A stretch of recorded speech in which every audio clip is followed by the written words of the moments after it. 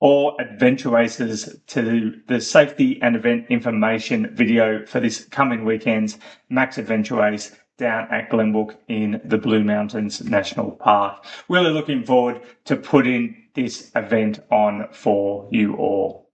Before we get started, I'd like to take this opportunity to acknowledge the traditional custodians upon whose land we will be meeting and pay our respects to their elders past, present and emerging. One of the important things to do before this coming Saturday is to make sure that you've all had a good read of the event program. The event program tells you everything you need to know about the event. So if you haven't already done so, I recommend having a look at that prior to Saturday.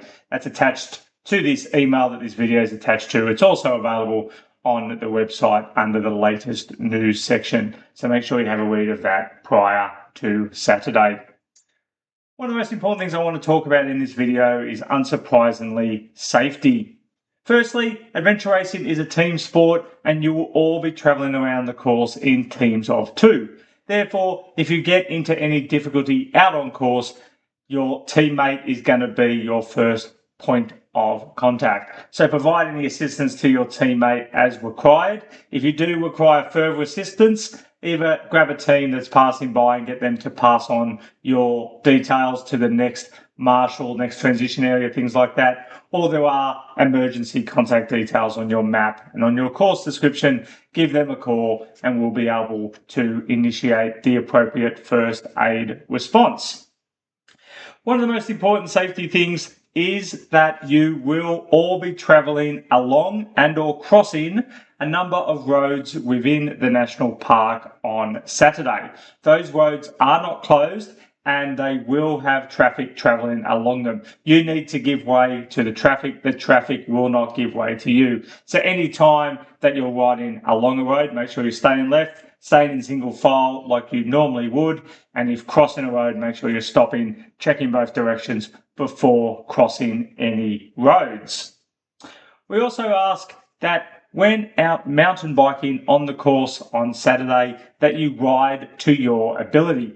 Don't go pushing yourself to do something that's outside your comfort zone, which can cause you to have an accident. So slow down when needed, get on those brakes nice and early when going downhill, and keep an eye up ahead to make sure that any obstacles that are coming you see early and are able to respond to accordingly.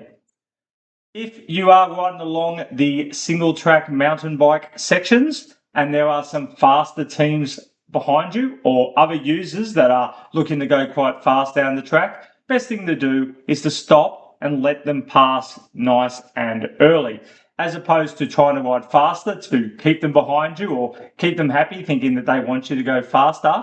That's going to cause you to ride outside your comfort zone. So just stop, let them pass, then jump on their wheel, follow their lines. That's a great way to learn which way and how to tackle those mountain bike legs.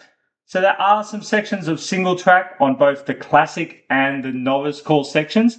They are a lot of fun to ride. They are very enjoyable and very achievable for the vast majority of you. However, if you do come across something that is a bit more technical and is outside your comfort zone, stop, slow down, get off. You might need to walk for a short section, but it will only be for a very short section. And we encourage all teams to have a go at riding along the single track wherever possible. You'll also see, talking about the mountain biking, on your map there are some signs indicating that fire trails are only to be ridden in one direction and some of the single track mountain bike is only to be ridden in one direction as well. Please follow those directions. They are there to make sure that anyone along the single track is all riding in the same direction and we don't have teams coming against each other, against the flow of traffic. So respect those directions. Ride uphill, generally on the fire trail, and then downhill on the single track sections. You'll also notice when talking about the map that there are some sections of out of bounds marked on your map. They are areas highlighted in pink. They are out of bounds and you need to avoid those areas. Any teams caught travelling through those sections will face heavy penalties. There is no need to travel through them. The course is designed so that you will avoid them naturally. Just pay close attention when out on course to make sure that you are avoiding those areas.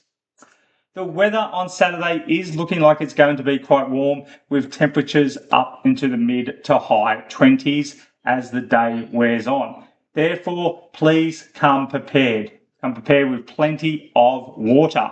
Remember, it's a minimum of 2 litres per person plus another 500 ml on your bike. So that's 2.5 litres per person when you're on the bike, 2 litres otherwise. Make sure you're taking in plenty of fluids. Remember, there are no aid stations out on course, so you can't necessarily fill up as you go around. So you might well want to carry even more than that 2.5 litres when you start the event, especially if you're going to be out there for longer than some of the other teams.